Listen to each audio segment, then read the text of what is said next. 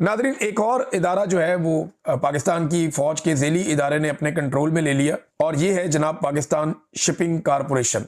ये एक और इदारा गया नादरीन। पाकिस्तान शिपिंग कारपोरेशन का इंतजाम एनएलसी को सौंपने का फैसला हो गया। ये जो एनएलसी है ये फौज का एक कारोबारी इदारा है और इसने 30% शेयर्स एनएलसी के खरीद लिए थे।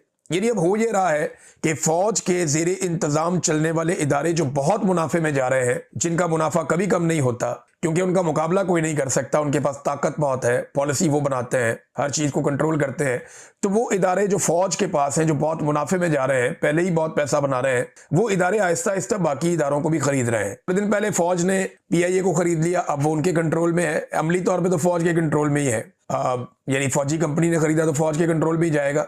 और अब जो है वो एक और फौज का जो इदारा है एनएलसी, उसने पाकिस्तान शिपिंग कारपोरेशन को भी खरीद लिया है या ज्यादा शेयर्स ले लिए हैं। अब उसका इंतजाम भी वही संभालेंगे और यानी आप अंदाजा करेंगे पाकिस्तान के एक इदारे के कारोबारी इदारे आगे जो फर्दर है, यानी एक इदारा ना पाकिस्तान का फौज, उसने आगे अपने इदारे बहुत सारे कारोबारी इदारे बनाए हुए हैं। अब वो जो कारोबारी इदारे हैं वो पाकिस्तान के कौमी इदारों को खरीद रहे हैं।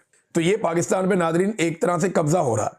जैसे आपको याद होगा जब ये आई थी, ब्रिटिश कंपनी आई थी इस रीजन के अंदर, ईस्ट इंडिया कंपनी, तो उन्होंने एक एक करके जमीनों को, चीजों को, हर चीज को खरीदना शुरू कर दिया था और आहिस्ता आहिस्ता सारा का सारा कंट्रोल उनके पास चला गया था और फिर उन्होंने अपनी एक अंपायर खड़ी कर दी थी।